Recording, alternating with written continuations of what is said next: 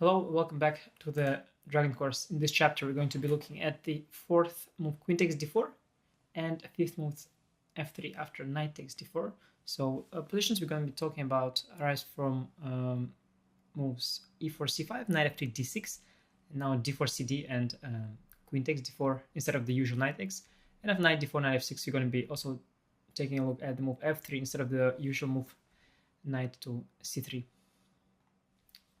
I have looked at these positions also as part of my Najdorf course, the Najdorf, the opening that is arising after moves knight 6, knight 3, and now a6 and not g6, as opposed to the dragon. And in many of the sidelines, I have chosen a different approach. But in these particular ones, I decided to stick to what I've chosen there. First of all, the recommendations that I have recommended for the Najdorf course are still very viable and fit, but that is also the case with other lines.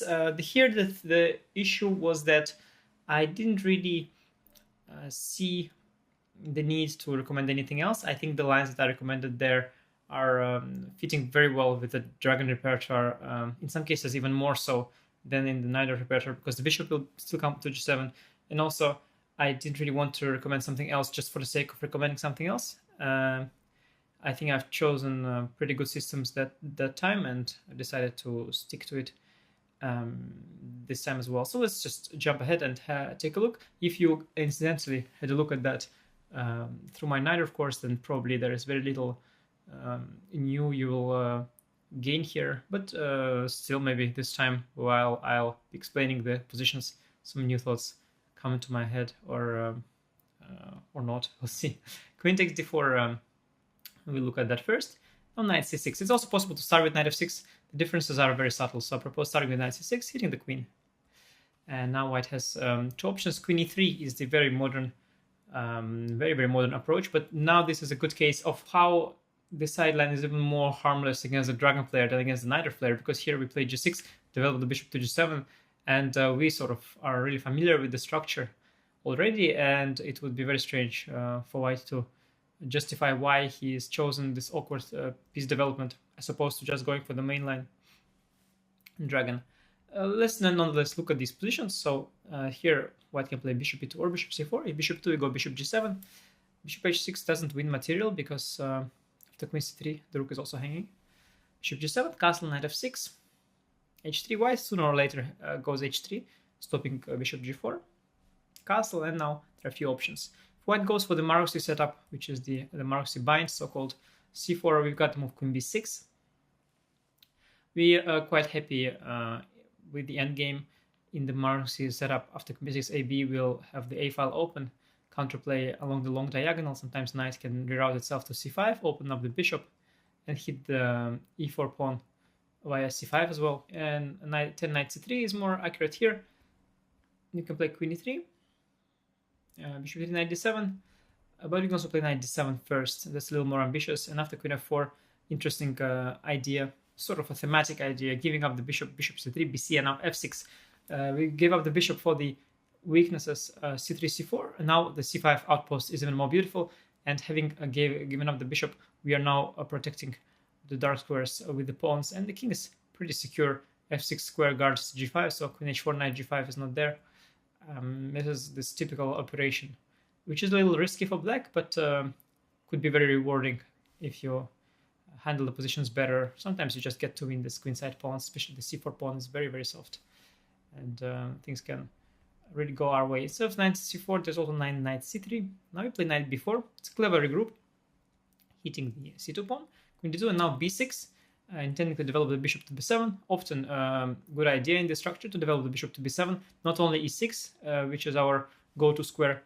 And after a3, now knight a6 is a very unusual and a cool idea. Knight is coming towards c5, so we did kind of a funny maneuver there with the knight. So it works out very well, because it was all with the tempo. Knight b4 was hitting c2 pawn, and knight c5 is going to hit the e4 pawn. So when the time factor is on our side, such maneuvers are likely to be very good. This is the end of the variation. Knight c5 is coming, bishop b7 as well. Instead of knight c3, knight rook d1 is what I give as well, a very subtle move. Now bishop e6 for us is nothing new here. Bishop e6 is a common move in the dragon. knight c3, rook c8, rook on the open semi-open file, a very common idea in the Sicilians. a3, white is trying to prepare knight d5. Now we don't have takes and knight b4 anymore. So we play a6, going for queenside expansion with b5, rook b1, and now queen c7.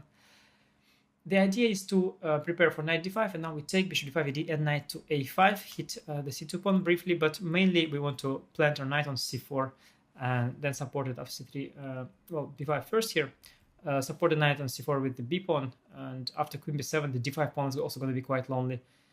White is a little bit uncoordinated, and bishop on c1, staring at the queen. Not a great position for white. And this happened in Demchenko Balakitin. Black was doing quite well. 6 bishop c4 is the alternative. Bishop g7 castle, knight f6. Now again white plays h3. If, for example, knight c3, castle, rook d1, white trying to save a move there, we go bishop g4. We're happy to get rid of this bishop and have quick and smooth counterplay on the queen side with knight d5, rook c8, and so on. Knight will enjoy the c4 square. So h3 is the main move, castle. Now rook d1 will probably come down to the same thing after b6. White anyway has to go knight to c3. Likewise, if white plays knight c3 first, b6 is what we do, develop the bishop to b7, rook d1, and now bishop b7. And this is a interesting position. White has a couple options. If he goes e5, very direct idea, we go knight e8. Of course, our d pawn is pinned, so we have to be inventive. We go knight e8. Now we don't fear e6, although it is a very double-edged push. Definitely something to be concerned about, but not in this particular case. We go f5. The pawn could also be a weakness in the long run, and in fact, we have a lot of trumps here. The bishop on g7 is still open. We've got the f6 square for the knight if necessary, and we can play around the e6 pawn, but in the long run we do want to capture it, of course. After knight g5, white is trying to jump to f7, although what white struggles with a little bit is how he's exploiting this f7 square. So even if the knight gets there, what exactly next? We play here knight a5, hitting the c4 bishop, if bishop d5, trying to neutralize our bishop. So otherwise we were also considering ideas like f4, if bishop d5, knight c7, bishop b7, knight b7. We're happy to trade it bishops. Now we want to bring the queen over to c8, knight to c5, and we keep a close eye on the e6 pawn. As I mentioned, one day it might turn from worry into a weakness for white, from a worry for black into weakness for white. 11 queen e2 is also possible, a lot more quiet, positional. White is trying to find some harmony, and he has achieved some. Queen is now protecting the bishop. The bishop can now finally go places. We play knight d7, healthy regroup, intending rook c8, knight a5, playing for that c4 square.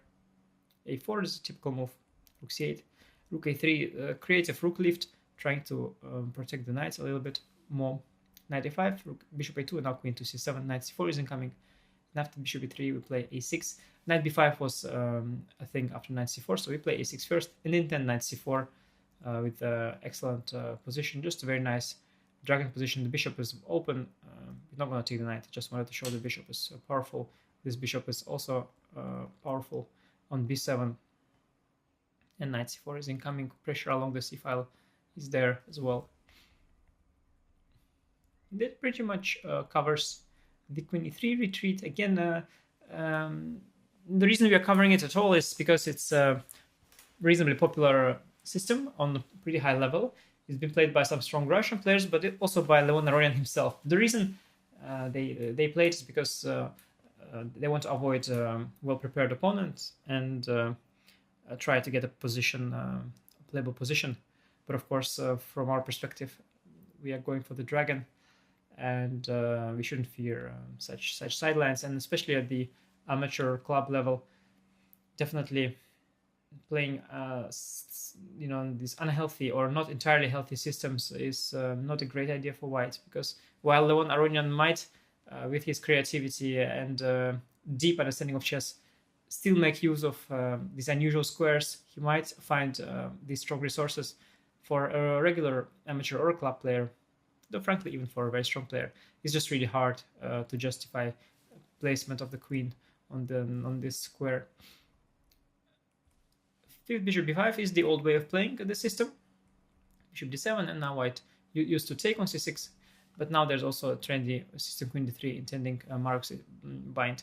If bishop c6, bishop c6, c4 here would be a worse version of queen d3, as we'll later see. Here we can play a knight f6 g6, obviously normal setup, but there is the option of f5 which I give, and after ef, queen a5, knight d2, queen f5, we win back the pawn, and we have opened up our very powerful bishop, and later we'll play e5, perhaps knight f6 when possible. And what is important is that these light squares are normally weak because of the way our pawn structure is, are now pretty fine, because we've got the strong dominant light squared bishop that white does not possess. After castle we play e5, queen e3, now small accuracy, bishop e7, otherwise knight d4 was there using the spin, so bishop e7 accurate, rook e1, and now we can play knight f6, now knight d4, white has wasted the move on rook e1, we can play queen h5, excuse me, knight c6, bc6, and we're ready to castle. White has won back his bishop, but now we have improved our pawn structure. That hole on d5 is no longer there. All our pawns are nicely in the center, nothing to worry about. After queen f3, white offering the endgame, we're also fine. We take knight f3 and play knight d7, stop the c5 business, and we've got a pretty smooth pawn structure with a lot of potential once pawns start to get rolling. That is for 7 c4, this extra move f5, but 7 knight c3 is the main way to go, knight f6, and now bishop g5. That's how white's playing. If white plays it simple, that's not really the point, the whole point of the system. The reason why queen is on d4 is because white wants to castle long as quickly as possible. So after bishop g5 we play e6. We are not able to go for the dragon setup here. Obviously this would ruin our pawn structure tremendously, so here we have to go for e6, long castle, and bishop e7. And this position used to be debated at some point in the well, many years ago. Not really when I was playing at the high level, much before that. But now with the computers, it's proven to be very comfortable position for black. So while it does look a bit threatening that white has castled to the queen side, and maybe he has some illusion of attacking ideas on the king side, there's nothing really working for him here. There are two options, queen d3 and rook h1. Queen d3 is a common idea in these positions. White wants to bring the knight to d4 and then start pushing his kingside pawns. We play queen a5. A very important idea in these positions. We hit the bishop on g5 and make white lose one tempo in order to go knight d4. So here I looked at a few options. In particular, when I was preparing the knight, of course, and this is where this chapter is from, I've looked at a tremendous amount of options everywhere. It's a very big course, much bigger than the Dragon course. So not surprising that I look here at 4 moves. Bishop d2 is one of them. Now black can play d5. Very concrete. If e d5, knight d5, of course we are comfortable with our light square bishop. If e5, we go knight g4, concrete idea, hitting the f2 pawn. If queen d4, we go queen b4, trading queens, and the endgame is very comfortable for us. We've got the bishop pair. We've got the strange French structure, but a really good version of it. We have the bishop pair, which is not usually the case in the French, and in the endgame it's not really an issue. If 11, king b1, we go castle. h4, king b1 is more of a general move white is always happy to make.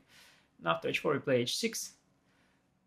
We don't really perhaps want to take the bishop because that could be dangerous with the h-file and the queen swinging over there, sometimes giving us mate. What we want rather is to establish the tension there, just to have that, to make sure white does not have a free hand. For example, after g4 we play rook f d8 quietly. But now white has to retreat, not so much because we were threatening to take it, much more so because he needs to have plans of his own with g5. But now we go queen a6, and that's a typical idea in this line. We, whenever white really starts to get some ideas on the king side and weakens himself with g4 and h4, we are ready to switch to the endgame. And in the endgame, this push is only going to backfire, and the endgame is comfortable for black. If queen e3, we can keep chasing the queen or break in the center with d5. Bishop d2, we play queen a6 as well. Here, 2 after queen a6, ba. We've got these doubled pawns. That is not great, but we have huge compensation in bishop pair. Yeah, it's not clear what pawn h4 is doing. g4 square is ours. e4 is under pressure now. We have a lot of compensation for this minor structural deficit.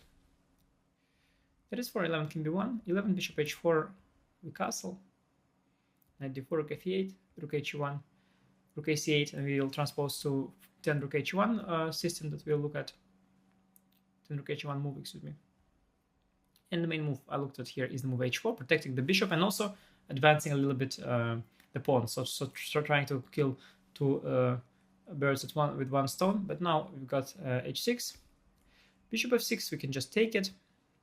And knight d4, queen b6. We want to enter an endgame, and if knight c6, bc, we keep one of the two monster bishops, and got a great position. At queen d6, we have rook b8 hitting both b2 and f2 pawn is also hanging in case of queen a3. So we've got fantastic position. This bishop is really a monster. White's nowhere on the king side. And if h6, bishop d2, then once again, let's move queen a6, a very important resource. That's a theme in this line. And the endgame, as I mentioned, similar to what we saw, looks almost identical, to be honest. Rook h1, rook c8. Yeah, the endgame is, as we've discussed, very, very fine here.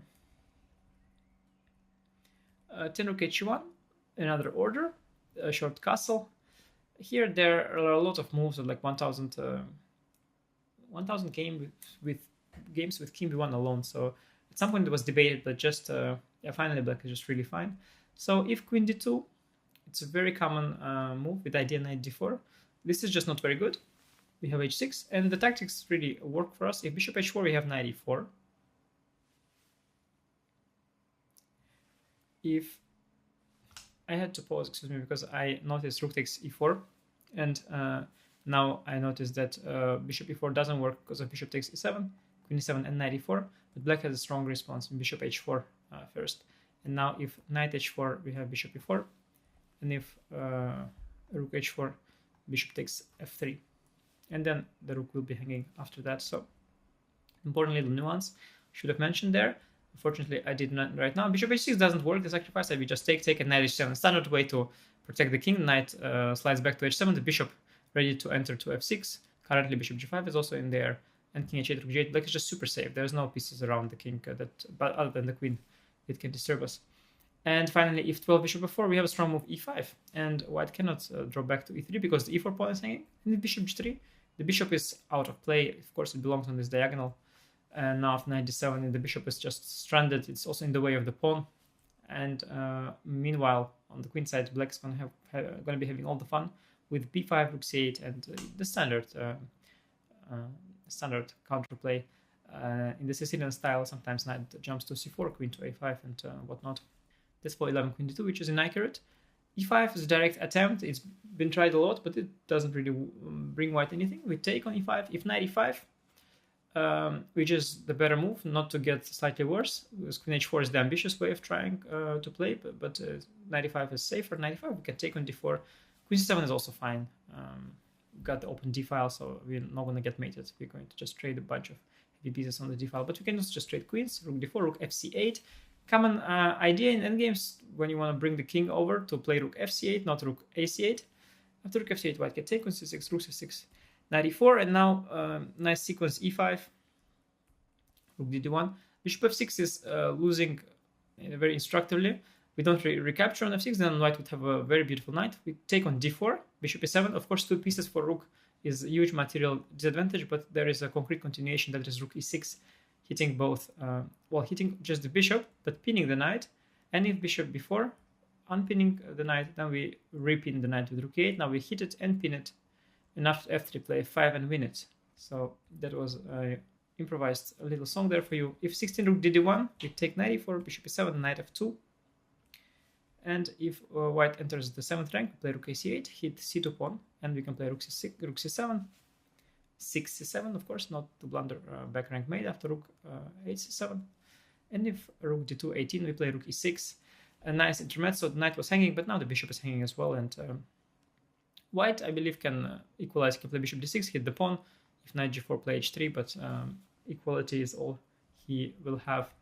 Queen h4 12 is the point in general of the system, but now we have queen c7, knight e5, rook fd8, simple move, and we want to trade rooks along the d file, and now white's point is knight g4, but we can take knight takes g4, bishop e7, and now strong sequence knight h6, knight heading towards f5, bishop d6, and now knight to f5, hitting the queen in return to white, hitting our queen, and after bishop c7, knight h4, endgame is slightly better for black. After g3, knight comes to f3, and this knight is dominated by this bishop. Black is just having a more pleasant position, but it was important to know this, that queen c7, rook f8, knight g4, and then you take, knight takes bishop c7, and knight h6, and then this is so good, it's not obvious to see in advance, but once we know it, we know it. 11th queen d3 is also a move, intending knight to d4, as we had seen, like it was with the 10th queen d3, similar stuff, queen a5 again, hitting the bishop, winning that extra tempo. Bishop h4 is the best move here, rook ac8, knight d4, rook fe8. We want to set up some knight takes e4 tricks, for example, after king b1, play a6 first. That is important, because currently it doesn't work, because white can take with the rook on e4 and protect the bishop. So we first play a6, intending b5, and after f4, now we can take on e4. Rook take on e4 would be met by bishop takes h4, and after knight c6, rook c6, rook e4, again bishop h4 is there. White is able to equalize thanks to the move f5, but no more than that. After bishop f6, knight d5, we play queen d8. We have an extra pawn, and white does have a nice knight on d5, but it's not worth more than extra pawn. And after takes rook e6, yeah, we can bring the bishop to e5. We got a nice bishop and an extra pawn, so white really is the one fighting for equality here. That's for 11 queen d3. 11 king b1 is the most common move. h6 is the most direct solution. There are options, but h6 is very nice. Taking on f6, yeah, again, this stuff is just such a position. Middle game is good compensation due to these strong bishops, because we've got this monster bishop, and if white ever goes e5, we've got that monster bishop. So endgames are excellent. Doubling pawns here is good enough. Not doubling them, even better. In such a position, a bishop pair is more than enough for the pawn. If white plays bishop h4, then we go b5, intending a5 and b4. And after bishop f6, queen d6 now is a little more poisonous, because the bishop on c6 is hanging, but it's still very good for black. We play queen b6 and defending that bishop. And after knight e5, we well, otherwise there isn't much white can do, because I mentioned we have a positional compensation here. We don't need to rush any or throw around any tactics. We've just got good positional compensation. So white is the one who has to do something concrete, and that is knight e5. And now we can just take on e5, queen e5, play b4. Okay, now we have given up a very strong bishop, so we want something back, and that is the f2 pawn. After knight e2, we take on f2, and we have equal pawns. And if knight d4, we can just play bishop to b7. Position is good for black. We've got a nice bishop and equal pawns. White has no attack on the king side or anything like that. So we managed to do it the right way. I think you are now well equipped to meet bishop takes c6 on move 6. It's time to move on to 6 queen d3. g6 right away, knight f6 first, also good. But for a dragon player, g6 is a very natural move. c4, bishop g7, knight c3, knight f6, castle. Yeah, it does, the move order doesn't matter. White essentially goes c4, castle, knight c3. In some order, we go knight f6, g6, bishop g7. This is the so-called Marquis bind setup, but here with bishop on b5, white will have to give up this bishop, and we will have counterplay with b5 ideas, as you will see. Castle h3, white has to go h3 sooner or later, in this case, because otherwise knight g4 to e5 could be a source of counterplay for us. If h3, we go a6. We are not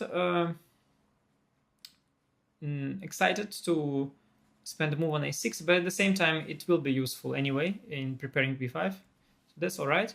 Bishop takes c6. If bishop a4, we've got nice sequence knight b4, queen e2, and now we take on a4, knight a4, and b5. In general, once we get b5, we are very happy. We want to get rid of this bind. We want to get rid of that c4 pawn, and after b5 we do cb, knight c3, we have queen b6, and the fact of the matter is that a b5 pawn is not really hanging because the e4 pawn is also quite weak, so this b5 operation just worked out. Then bishop c6 is the main move. Now we take on c6 and knight d4, and this is a pretty critical position for the modern way, the modern way of playing with white in queen takes d4 variation. Here black can play normal, simple chess with knight d7, knight to c5, and then in the long run try to prepare a b5, and sometimes try to prepare f5, maybe sometimes at the very right moment. So it's certainly possible to play this way. I believe white probably plays bishop e3, knight c5, maybe queen c2. Sometimes black goes, in such cases, knight to e6 even, trading this knight. And in the long run, b5 break probably will happen. We'll probably slowly equalize. But there is a direct solution, which I'll also give. That is queen b6. And again, knight d7 is very much playable, also a little more ambitious in case you don't like forcing matters. But if you want to, you're a very, very concrete player, you want to play strictly the best moves, put maximum pressure on your opponent in terms of theory, want him to prove an advantage, then queen b6 is very good because it pretty much forces equality. Now there are two options. If bishop with e3, we take that pawn on b2. We've got the square on a3 to retreat to. Knight d5 is clever. White took that a3 square away. Now we take bishop d5, e d5, and here we have to play very well. It's hard to retreat the queen because if queen b6, knight e6 is there, with the discovery on the queen and some threats here to the rook. But we've got a strong sequence, knight to d7, rook fb1, and now knight to c5. We are in time to rescue our queen, hitting white's queen, and if white's queen moves somewhere, we've got these squares available for the queen then. Rook b2 is critical, knight d3, and rook b7, and the endgame is very simplified, rook fc8. Counterplay against the c4 pawn gives us a very fine endgame. The best move is rook to d1, and now we play knight to d7, ready to trade on d4. White goes bishop e3. White could also be very clever and play queen e3. That's very disharmonious, but the thing with bishop e3 is that we can take on b2, as you will see. So queen e3 is trying to keep the tension. But now we play rook f8, and slowly we'll prepare e6, d5. For example, b3, we go e6, bishop b2, and d5. Naturally, we could do that with the queen here under the watchful eye of the e8 rook. Here, after cd, ed, knight c6, the position gets simplified, queen e3, fe3, bc6, and after ed5, cd5. The fourth line continues, rook d5, rook e3, rook d7, bishop c3. We trade everything, and it's equal endgame, bishop c3, rook c3. And a little important here, after rook f1, rook f8, rook f6, we switch to active defense because we cannot protect the a6 pawn. We don't need to. We go rook c2, and if rook a6, rook e8. It's a very common idea. Entering the second rank is crucial in these double rook endgames, and this is enough for enough to maintain the balance. That is for 14 queen e3. 14 bishop e3 is the most logical move. Now we take on b2, and the fourth line once again works out. It goes rook b1, queen a3, knight c6, bc6, and now knight d5. Strong resource. Queen d3, knight e7 intermezzo. King h8, rook d3, and we get an endgame in which white is currently attacking two pawns. So the fourth line continues, knight e5, rook d6, and now we want to do something very clever. We play rook a8 first, and only after knight c6 do we take a knight takes c4. And after rook d3, we go rook takes e4, and we have essentially regained the pawn. And now after bishop a7, I continue the line for a couple more moves. Rook c8, rook d7 is clever. If we take, white has some back rank things, but we have here clever move bishop f8, and we're doing very well. White cannot take on f7 because of king g8, and the knight will be hanging, the bishop will be protected, and otherwise black is just doing fine. And if not knight c6, but rook b7, which is also critical, we can take on c4. Now if rook to c6, we can play knight a5. It's a nice fork to remember. I always have trouble spotting it. And if rook d3, we can take on e3, rook e3, and play bishop d4. Next we play c5, we have equal pawns and fine endgame. So as you had seen, this queen b6 is a very forcing solution, requires a little bit of knowledge after bishop b3, queen b2, and rook d1, knight d7, bishop b3, queen b2.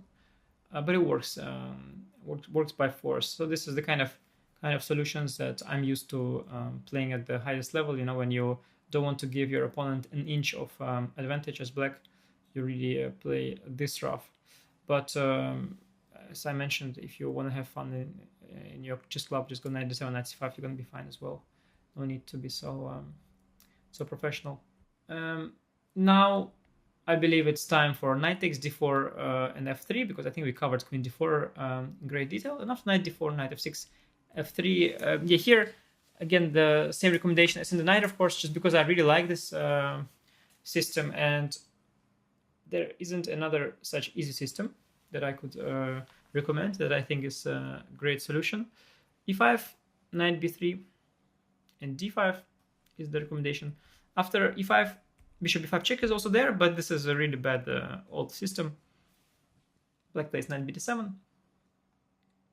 Knight b3 is a very strange. Well, of course, especially in the Najdorf course, this looked ridiculous because black would have an excellent Najdorf, and well, here I should probably say a few more moves, but basically we can kick the bishop away, then develop the bishop castle. And in this particular instance, you can consider knight b6, d5 kind of plans. Knight f5 is the point of this, but now we've got nice sacrifice d5, e5, and simply a6, a nice positional sacrifice. A little bit reminiscent of that famous game, Karpov-Kasparov, this game, I think it was 524, the famous Octopus Knight. You should definitely check that out. That's definitely out of the scope of this this course, but there is some similarity here in that this d5 pawn is blocking white's files and diagonals, while black has easy play. So if bishop a4, we go b5, bishop b3, knight c5, gain more tempo on the knight, and also hitting the bishop at the same time. Knight d3, we can play bishop d6. We don't even need to regain this pawn. It blocks the square for the knight, the file for the bishop, the file for the queen. Is just huge annoyance for white. And if castle, knight c3, we go e4. We open our pieces, and the bishop on b3 is really out of play. We'll have plenty initiative on the king side. If knight bishop takes d7, we take bishop d7, knight e3, and here black can just develop, of course, bishop c5 castle, but there is a concrete solution, very strong, knight h5. Now if g3, we go bishop c5, and if castle, we now go f5. Again, bishop c5 is also great, but f5 is very, very dangerous and strong. We simply want to do some really bad things with f4, and then check queen h4, knight g3, and just checkmate. White has to be accurate not to allow that, and the best is d6. Now we go bishop e6. The pawn is just, pawn tries to give itself to us, and okay, we'll be like, fine. If you really want to, we'll pick it up, we'll win it back, and we'll remain with bishop pair and an advantage. So bishop b5 check, really not the way here. Knight b3 is the way, and now I recommend d5. Definitely recommend d5. But I should mention, as I mentioned also in the time I looked at it via my Najdorf course, a5 is a fascinating idea. And the point is, so usually white wants to play here the move c4 and then knight c3 and have this nice bind. In particular, now that we have these pawns on e5, g6, this Najdorf structure, it's okay when white has a pawn on c2, but when white has a pawn on c4, it's just highly dubious because the d5 square is really incredibly weak and under white's control, and black really lacks source of counterplay. So usually white wants to play c4 after, let's say, a quiet move like bishop 7, but a5 is very tricky because now if white plays c4, which is natural, we have knight e4, f4, queen h4, a shocker. And the point is, okay, g3, queen e4, that is obvious, that is good. But you would think that white can play king to d2 and run away. But now the point of a5 gets revealed. After a4, the knight has no squares, and that is remarkable. No squares, simply for the knight. And that is the point of a5, so very nasty trap, definitely worth trying out. But white has the moves knight c3 and a4 and bishop b5 check, and somewhere there white could have a small advantage. So that's why I don't recommend this as a main line, but definitely a nasty little trick. Definitely worth it, I think, in terms of the risk you take, because if white knows it or plays well without c4, then you just have a slightly worse position at best. So I think the odds are fine. But d5 is the recommendation that you want to have as your full repertoire, or main repertoire. And after bishop g5, bishop e6. Yeah, if white takes on d5, of course we just have great position. In general, with d5, we are very ambitiously trying to solve our opening problems. And we also managed, so bishop g5, bishop e6. White should take bishop f6. If e d5, we have queen d5, and then bishop f6 is no longer there because we take on d1 and white has ruined his castling rights. So what he wants to do. And if ed queen d5, knight c3, then we can just take knight queen d1, rook d1, knight b d7, reconnect the knights, and we're doing well. Can castle long if needed. Bishop f6 is the right order, but some people mix it up. That's why I mentioned it. Gf ed and now queen d5. Now the point is that by taking here first, white has avoided queen takes d1, and now he will take on d5, bishop d5, knight c3. We go back bishop e6, and here white has a couple options. Knight b5. As I say in my notes, a one-trick pony, very funny. Knight a6, stopping the fork. Long castle and king e7. King e7, a very typical idea here. Very nice square for the king. It seems as though it's in the way of the bishop, but the bishop is heading towards h6. First, probably h5. It's always nicer to push the pawn and then develop the bishop behind it to keep the pawn as an asset.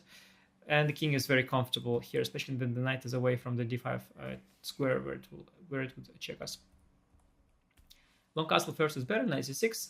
Knight d7 also fine option, but knight c6 is the main move, the one I recommend. Now, if knight e4, we walk out of the checks with, again, king e7, so bishop d5 is the main move. And here, rook c8. If you want to be ambitious, you can play rook g8 or even a6, because rook c8, it allows a move repetition, but objectively speaking, it's the cleanest solution that I had. Knight d5, f5, and now knight f6, king e7, knight d5 check. You can play king e8. The thing is, bishop d5 is not quite working after bishop d5, rook d5, king e6. The modern computers found a very nice idea: rook hd1, knight d4, king d5, and knight f5.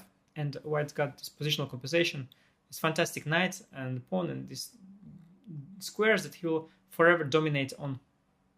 And so we've got the dark square bishop that can never contribute or fight for these squares. So this is a very nasty position which we don't want, and we just go back to e8.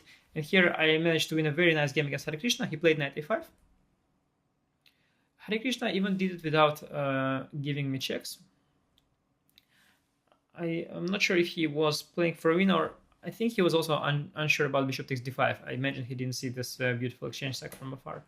But I played bishop h6, king b1, king f8 as well in the game. So now position transposes to the one in the game, and the point is, of course, that knight b7. Now we have unpinned the knight, and we can go knight d4, and everything is hanging.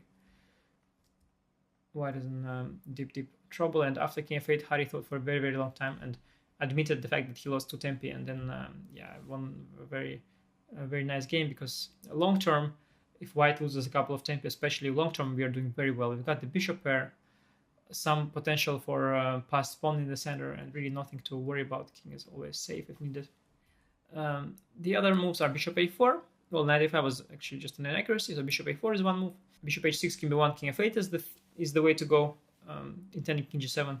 And if knight c5, there are a few options, well, two options. Knight d4 led to equality in Smait's Kamer, Vikings 8000. Knight e6, f8, knight f6, king e7, knight d7, rook hd8, knight f5, bishop c7, black had full compensation. But I also really like the new idea, king g7, sacrifice on b7, and now just knight d4, knight c3, and simply positional rook hg8. We want to bring the king to f6 or h8, hit the g2 pawn, and just don't care about the pawn here, don't care about this majority, it doesn't go anywhere. G2 pawn, that's going to be an issue because you cannot advance it so easily. And if knight b5, which is the best move, and king f6, knight d4 ed, it's a really great position for black. If you try to deal with the pawn, you've got issues of bishop d5 and bishop e3. The knight is going to be hanging, the bishop to pawn f3 is going to be hanging. Black's doing really well here. King g7, a really nice new idea actually. 17 rook h1 is natural. Now we play a6. That's a very strong move. It just works out. Bishop c6, bc. So white doesn't have time to take the pawn. We attack the knight. If check, of course, king e7. If knight b6, rook b8.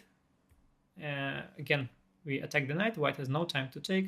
And if knight a4, now we take the opportunity and play f6, protecting our pawns. this nice pawn block has a lot of potential. As I mentioned, the bishops are also there. Optically, I really like black's position, and white has to really show some skill to basically show us what he has in return for our long-term assets. I believe this is a very nice system.